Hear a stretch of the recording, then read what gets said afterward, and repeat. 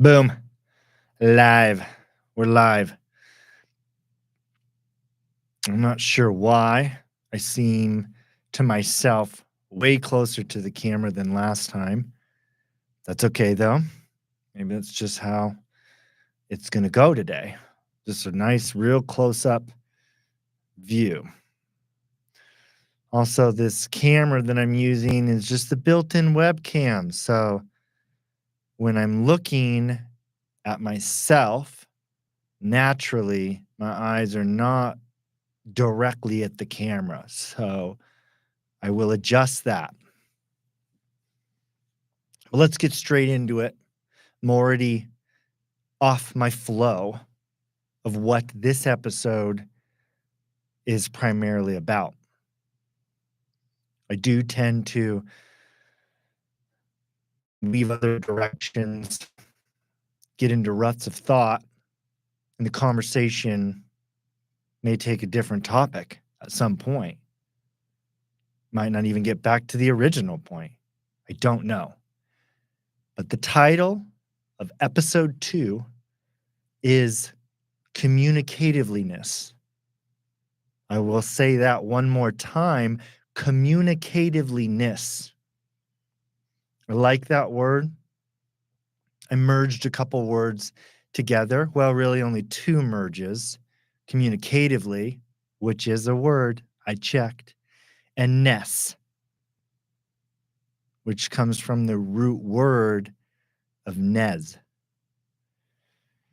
I think might be a Sanskrit word or something. But communicativelyness. And that's the main point of this show. And it brings us back to the main point of the show, which is which is honestly, truthfully, and authentically you. So I wanted to get into some of the communication aspects of being more honest and truthful, which ultimately leads us to the most authentic version of ourselves. Honesty, truthfulness breeds authenticity. I thought I'd be more gamed up today. I've had 2 coffees and a sugar-laced rock star already. Pina colada. Tried it for the first time. It was delicious. But that's where I'm at today. And the whole reason this episode even came about, because I'm not planning any of these episodes. I'm winging it. I did have some bullet points spit out to me by a computer system, just so I have a general outline, allowing me to not get too off topic. But part of this one came about because I rewatched myself on camera, which I've done before. Despise it. I sound weird, I look weird, I act weird. But I wanted to rewatch it because that is helpful for me. And what I realized is I use a lot of fillers. Didn't think I did. Thought I was pretty high up on my communication game. Nope, you weren't. I watched myself. I filled a lot of time with so's and agains and like so's and stuff like that. Wasteful language. So I actually wanted this episode to be about communication while simultaneously helping myself be more aware of how I talk and maybe use less fillers throughout this show so that I can become a better communicator and enhance my communicativelyness. I like that sound. It sounds so sweet. Well, you're speaking to me with communicativelyness, and I like it. Well, good. It's communicatively. And it comes from ness. Kapow.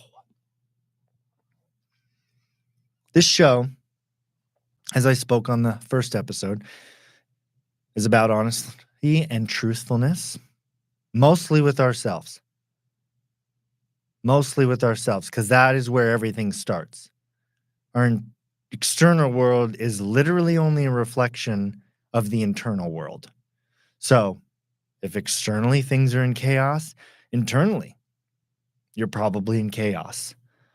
If all your relationships are built off lies and deception, well, then you're already lying and deceiving yourself. So once we start the process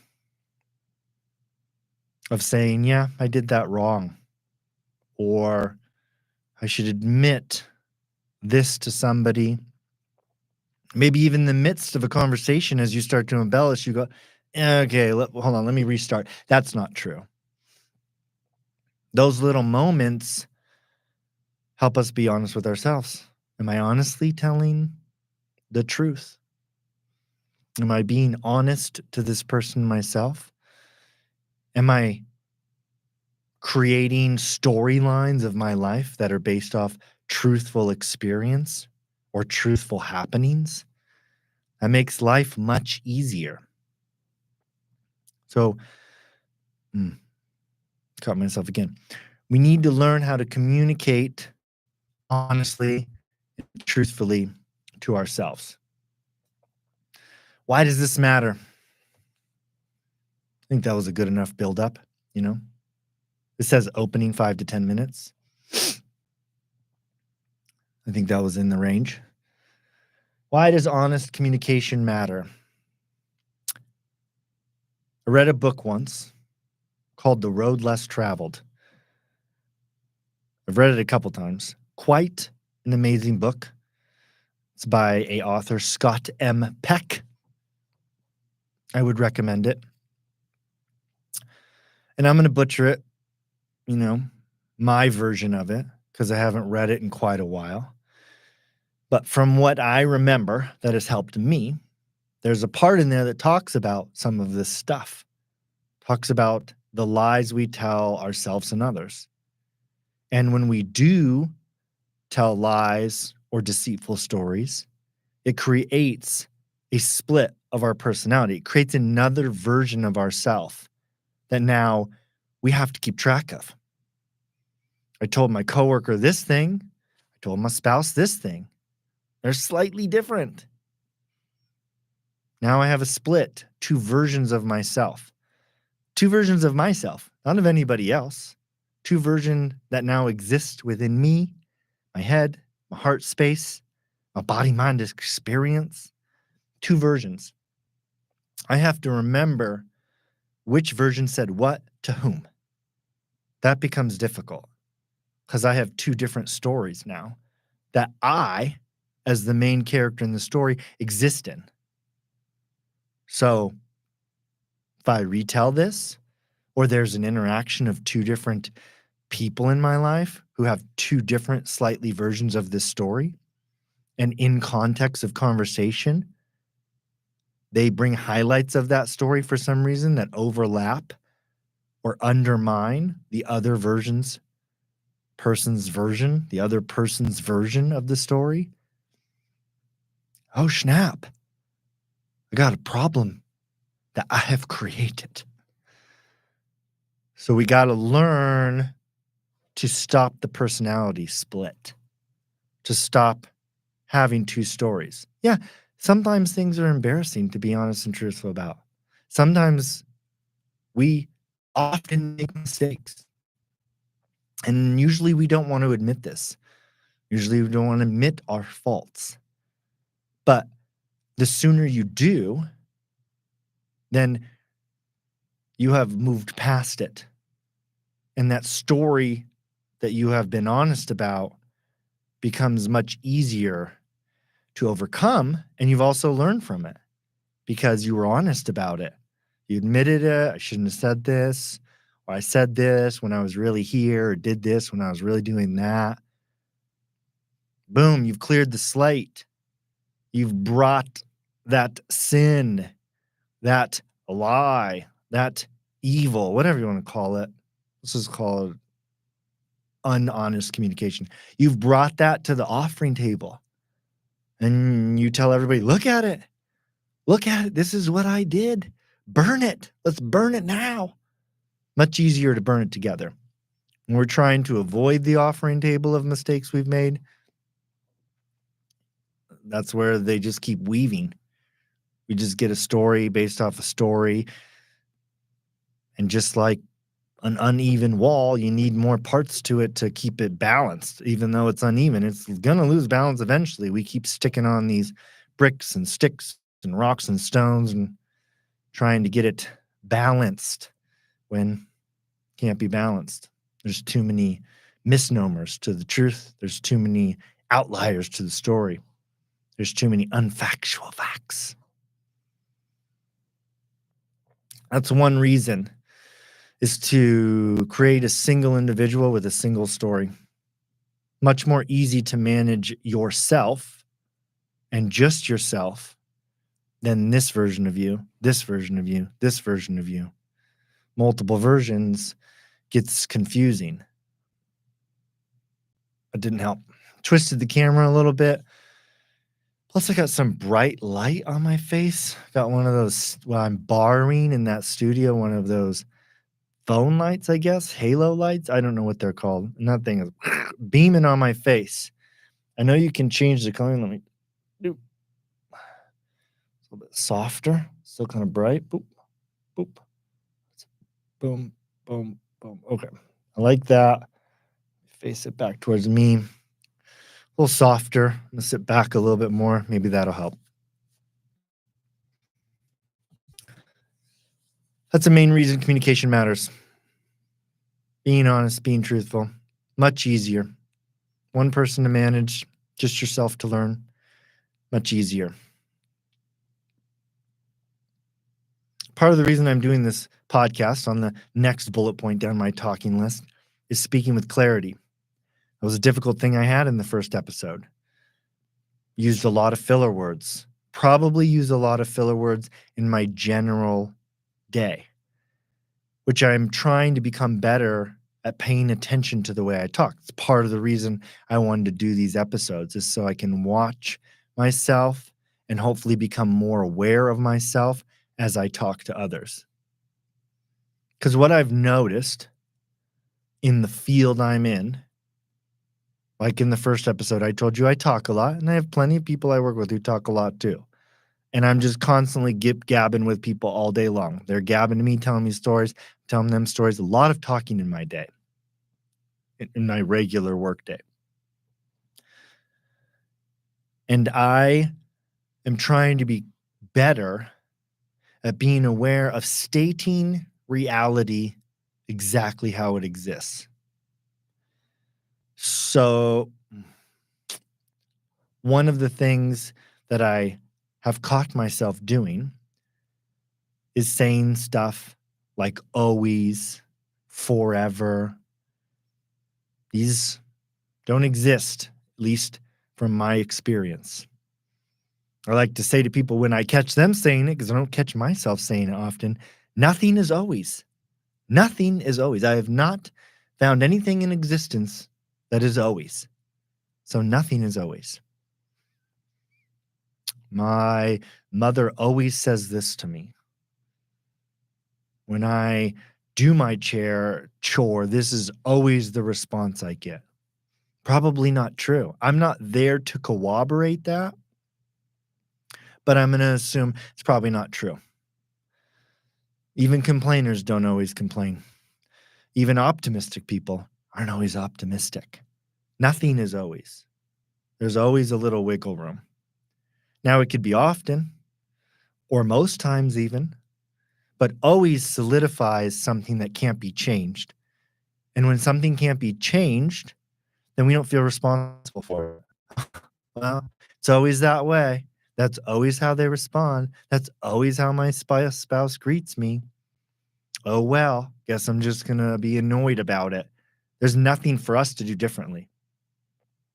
And that's probably not true. We probably could do something differently. Same like the word forever. If I catch myself saying, oh, I haven't eaten pizza in forever. If you know me, you know that's not true. I had pizza last Friday. But for the example, I think but is a filler word too, so I'm going to try to stop saying that as much. I know so is. And I think I'm using but as a little bit of a filler word. To say forever, though, is absolutely not true. Oh, I haven't fought with my sibling in forever. Maybe a few months ago. Those are the conversations that I have to have with people, which again are helpful to acknowledge, where am I doing this wrong? I can only serve someone to their benefit if I'm willing to also change and grow with them. That's one of the things mentioned in that Road Less Traveled book, by the way. I'm only able to help them as much as I'm able to help myself. So this is difficult. In the first episode, I think I said something about budgeting. You do your budget. I'll help you figure out your budget. I'm not really budgeting that well. Or I'll help you figure out how to not use the word forever. I still use the word forever. I'm not leading the behavior. I'm saying that you should change your behavior, but if I'm not willing to change myself, then nothing's going to change, especially in the interaction with that person, even unconsciously. Even if I do this stuff at home, I say, I don't want to eat burritos. I don't like burritos. I could have them for never. I was trying to use the word forever there. I got lost in my train of thought. You get the gist. If I'm using the word forever in a statement, then it's going to come out. That persona is displayed. Even if the client, the person doesn't ever see me say forever outside of the context of our conversations, if I say it, it exists in the space we're at. And they will pick up on that, making it more difficult for them to change because I'm still not changing. But those words distort our reality. When we say, I haven't fought with my spouse in forever, it's distorting reality. We think now there is nothing to change. Now we don't need to get better because we haven't done it in forever. Forever never stops. Forever does not have a beginning or an ending, is forever, which means you never would have fought. Obviously, we have fought. These things are difficult because they are part of our common language with others. One thing I like to catch on a lot, which again, I'm definitely doing, probably. And I need to be more aware. I need to be more honest and more truthful with myself that I'm not there yet. But one thing I try to catch myself often is when I explain something, to use the proper explanation word. Thinking versus feeling. This is a common one. You feel like there were a lot of cars there? What does that feel like? Are a lot of cars 100? Did you feel each one? Did you touch each one at the same time? 100 of them? 100 cars? Is that a feeling that you explain? But I say this, we often say this. This distorts reality. It's not honest and truthful communication. We're distorting things for ourselves. We're creating these weird versions of reality to exist in that are feeling based, are forever based, are always based. They can't be based in that. Communication has definitely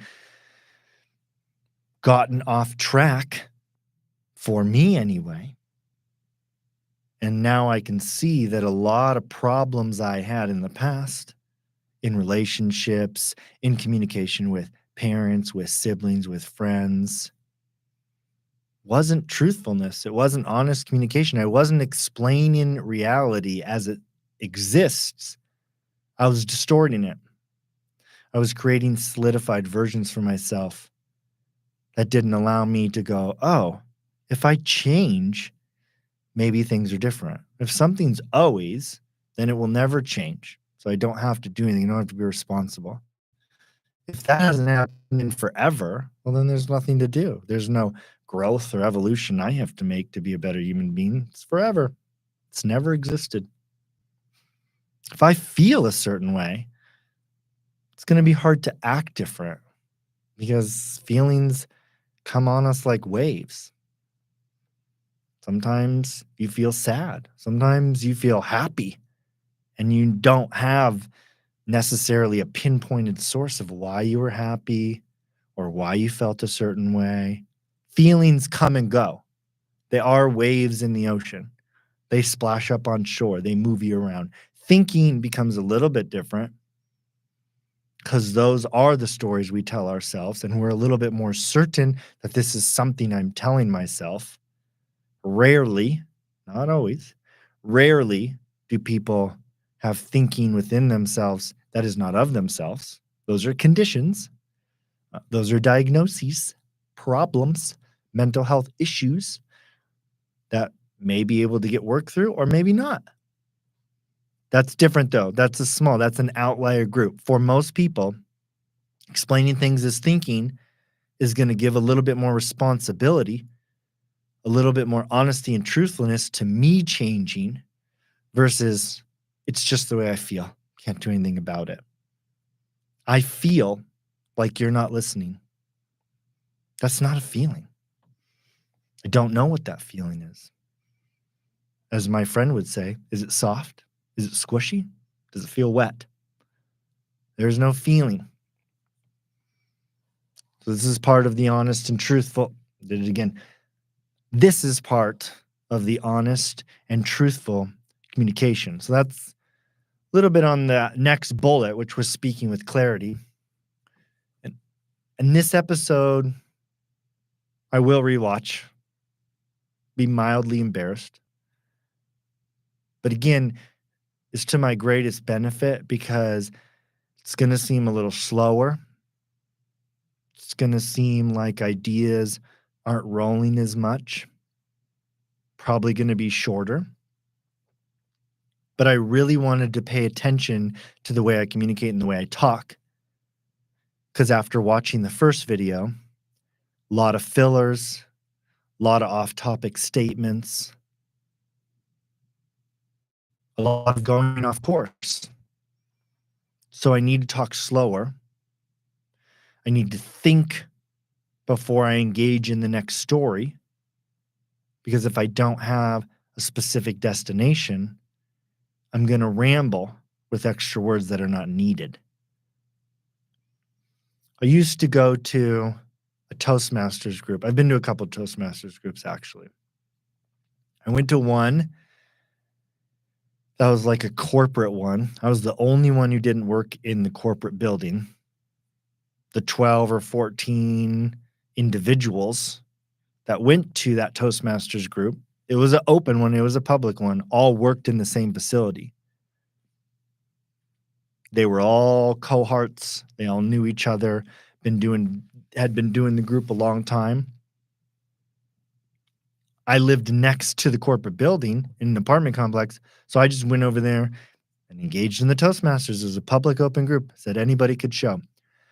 Fun group, good group, a lot of good friends in there, a lot of nice people. Didn't go a lot, went a few times, and it helped a little bit. It didn't go a lot, but it helped a few times.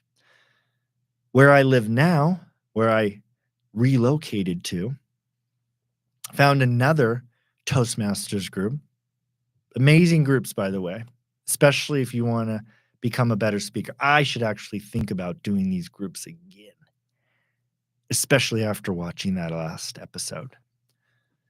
Went to a group here, was ran by two older individuals. One of the older individuals, I don't know what that human does for a living, but I was blown away. The way that man spoke, so smooth, like butter. No filler words, no long pauses. Just a great repetition, ups and downs. I don't know what you call that stuff. Tonality, maybe. Just amazing. Watched it. Okay. I need to do more of that. That was helpful for me. Maybe I will re-engage with a Toastmasters group just to get better at speaking. I do speak to a lot of people, and getting better at speaking is definitely probably helpful. The next bullet point is navigating difficult conversations with honesty. And I want to go back again to the fact that the honesty and truthfulness must always start from within. It is, if you notice that you embellished or fudged a story a little bit, yes, it is definitely beneficial to go apologize to that person or retell the story to get all of the unneeded information, unrealistic, unhonest information, just scoot that across. What does the line actually look like? How well did this bridge build? But we need to come back to ourselves first and immediately. And if we get to the other person, if we can clean that web of misinformation, great. Otherwise, boom, where did I go wrong? Let me sit down with myself, feel the guilt. That's a feeling. Feel the shame, feel the embarrassment of what I didn't do right. Sit with it, be with it. Blame yourself. Do a little, self analysis. I wanted to say ridicule. That was probably not good. I don't want anybody to ridicule themselves. That might lead to low self esteem. But self analyze. Be honest. Oh, you could do better. You could talk with gooder clarity, with gooder words, with gooder truth. It's hardest in difficult conversations for sure. Anytime there is defensiveness, there's feelings of being offended, there's the desire to vindicate, to explain away. Even more difficult to be honest and truthful. It is my understanding, and I could be absolutely wrong on this, but it is my understanding that if there is an issue, you're 50% of the problem. If there's an issue between you and another person, you are 50% of the problem. There's no way you can't be, at least from how I understand it. There's two of you. People can be jerks. And if that's the truth, if somebody in your life is just a sheer jerk or not a good influence, doesn't make good decisions, you're choosing to be around them. You're choosing to engage with them. I would still say that's 50%. You're putting 100% into your 50% by being there. You could leave. Most of the time, though, if there's a conflict, if we have a fight with a family member or a friend or a spouse or a boyfriend or whatever, a kid, we are 50% of the problem. We could learn to communicate better. We could learn to communicate less of our difficulties, calling people names, putting people down. You did this, I did that. I've been at that game many years of my life. We could put that aside and learn to speak just utter truth and not fill it with the blaminess and making sure at the end of the conversation, we're going back to what could I have done differently? Maybe the could have done is to just not hang out with that individual anymore. That's definitely a good route. Sometimes that's the best option. Sometimes that's really the only truthful option. I just can't hang out with you anymore. You're just not fun to be around, or you just complain too much, or you're just mean to me, or put me down, or you're just a bully, whatever it is. And then in relations with others that we want to keep in our lives, where could we have said things better? Where could we have listened better?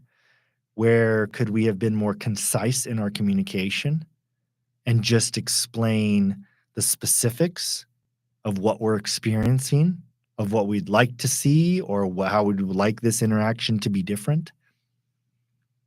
That's difficult.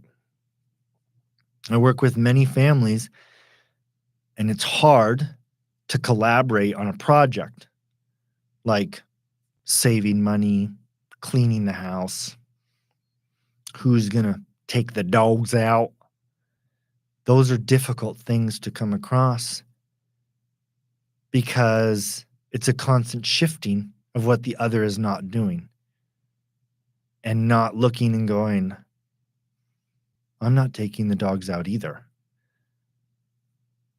or I'm blowing 17.50 on 2 Dutch Brother drinks every day. I'm not putting that down. That's a coffee shop. I'm not putting that down. Just saying, I'm excessively spending money.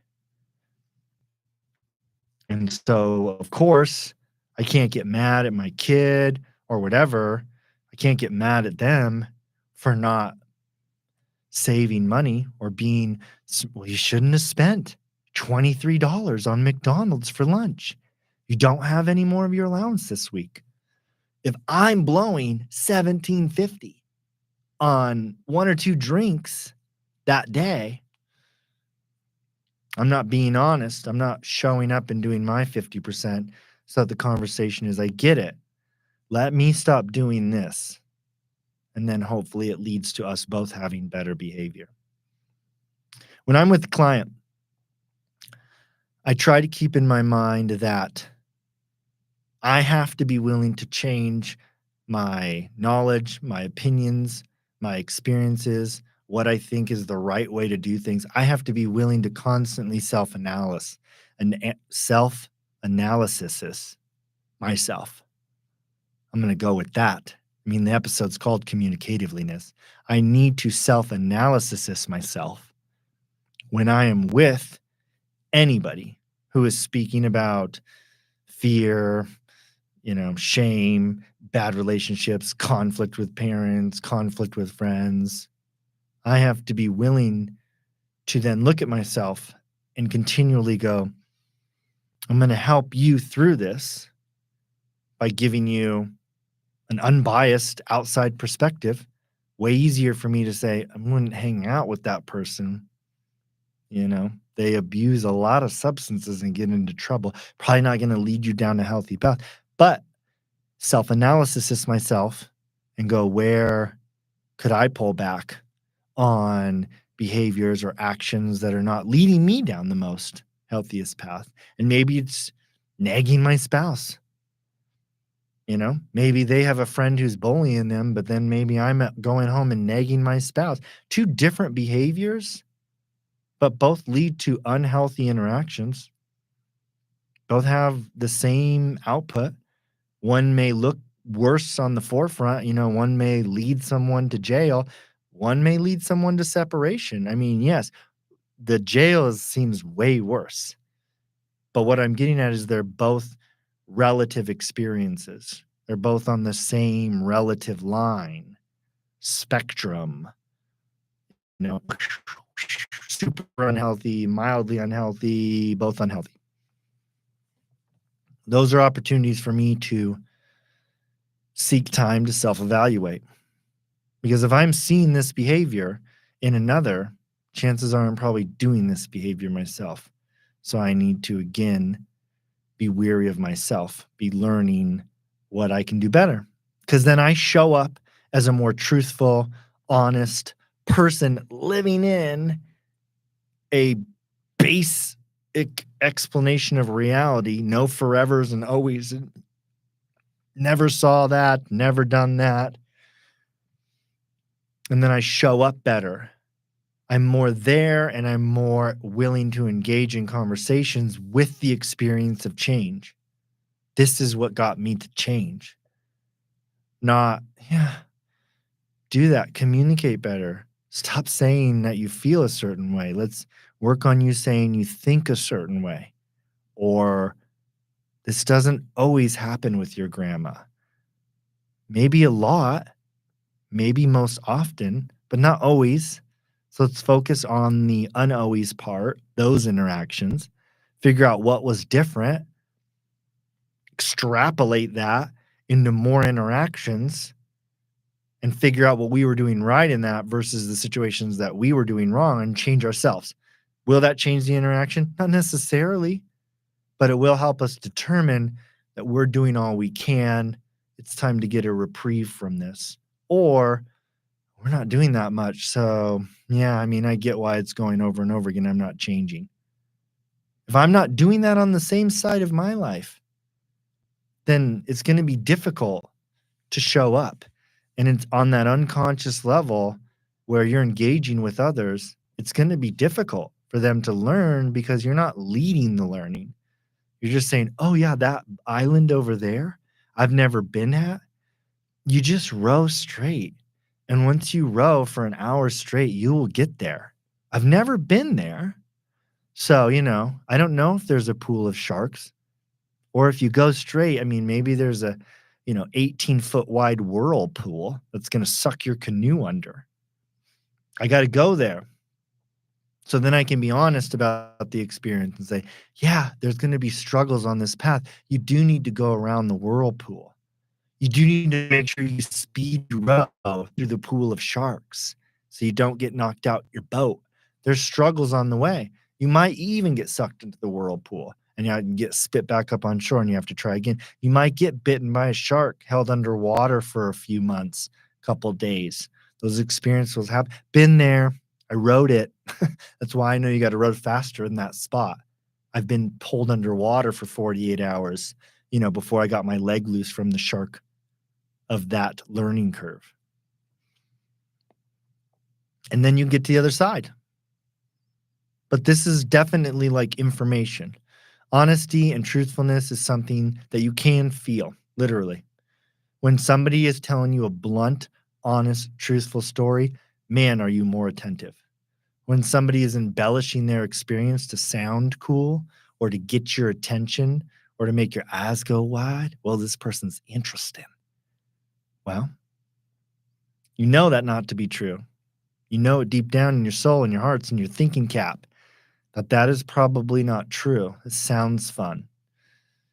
But unconsciously, we know this is fun. So we don't really learn anything. Okay. Lost my train of thought. I'm trying to spend too much energy focusing on not saying filler words. Oh, now we're on closing thoughts, which is probably good. I don't know how I made it 37 minutes in. That was a difficult 37 minutes, I'll be honest. I probably still used a lot of filler words, a lot of buts and so's and Humpty Dumpty goes. I'm hoping not. I'll have to rewatch it and judge myself a lot. Tyler, you could have done better. You're not doing good enough. You look stupid. Those are things that might go through my head. I'll move past it. I like who I am for the most part. Boom. You don't see the upper lip that often anymore in my life, but it does exist. Oops. Shoot, spit cam. The importance of truthful communication. I'm definitely going to keep going down this road. This road. I think communication is extremely important, especially self-communication. How we talk to ourselves, the stories we tell ourselves, and how we interact with others. One of the things I have been trying to do in this experience of learning to communicate better, which I still have a lot of work to do on, apparently. Episode 1, rewatch it, Tyler, is talk less, slower to engage in conversation, especially with my loved one, especially with my spouse, with my kids, with my parents, with my siblings. I have the most history with those people, which means I have the deepest rooted habits. Some of those habits are good. Saying I love you every time I leave the house, I'm not changing that habit. You get what you get. I like that habit. But other ones, immediately being responsive because we're having burritos again, not needed. That's a filler word too, I think, saying So I'll try to stop saying that. But I would like to change certain habits of immediately correcting somebody, immediately telling my truth and how, oh, you take zinc? I don't need zinc. Why are you taking zinc? It's irrelevant to me. I feel good. I might die younger than you, but that's okay. I live hard. So I am talking slower and sometimes not talking at all, sometimes not responding. If a response is requested because it was a question or something that needs to be built upon. Like, do you need anything at the grocery store? But that's also a question, I guess. So I don't know if you build on anything else other than questions. If that is it, then I'll respond. But I'm trying to be slower at responding. I'm trying to literally talk less at home and with family and with the people I'm closest with so that I think more about what I say. I'm thinking about, how do I want to say this? Why am I saying this? Does it need to be said? Am I bragging? Am I trying to look cool? Am I trying to be funny? This is actually the hardest for me to do with some clients, most clients, because some people I work with don't talk a lot already. I have realized in this new position, I am definitely, you can see it in this episode, I am definitely somebody who has difficulty with silence. When there is not a lot of talking in a room, sometimes I just blurt out stuff that doesn't make any sense. Are the tides bigger now in Texas because it's a full moon? Are they? Irrelevant. I don't care what the tides are like in Texas. I don't live there. I did have a sister who lived there for a short time. Shout out to you, T. But I don't care about that.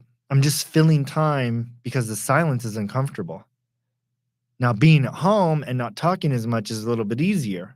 It's my formal living place. I'm used to it.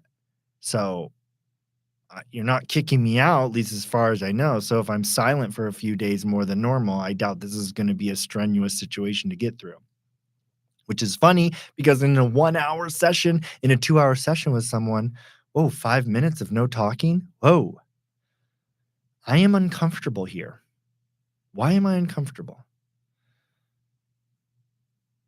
I don't really know where I was going with that either, but I would like to continue practicing this communicativelyness, doing a little bit more self analysis so that I can get better at talking. We can all become a little bit more truthful, a little bit more honest, maybe lower the amount of words we use, especially if we start to notice that I'm about to tell a story that's based off some experience, but a lot of untruth, a lot of embellished facts, a lot of additive moments that I don't remember if that was actually there or not, but it sounds cool to say.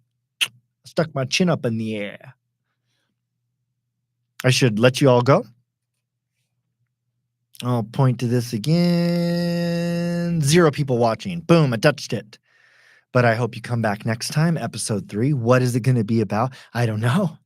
But I'm going to show up and I'm going to try to be more honestly me, more truthfully me, so that each episode you see more of this authentic version. Boom, chicka, boom, boom, chicka, chicka, boom, boom. More authenticity. I love you all. Thank you. I'm going to end this now. See you next week. Wizard Falafador. Check out the shorts. I've dropped some trampoline shorts lately. They've gotten mostly friends and family. I'm sending them mostly friendly family. I think they're kind of funny, but nobody's watching them, not publicly anyway. Only my private community of people, which is like 7. Goodbye.